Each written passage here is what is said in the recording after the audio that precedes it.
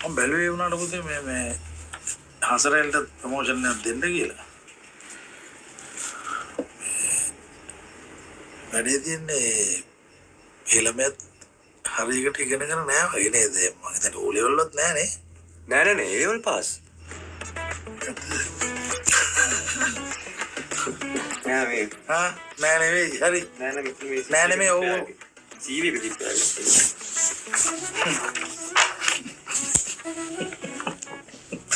බලනා මල්ලෙන් එළියට බැන්නනේ. පිටිපස්ස. ඒකෙන්ද බැලුවේ? ටීවී එකෙන්ද බැලුවේ?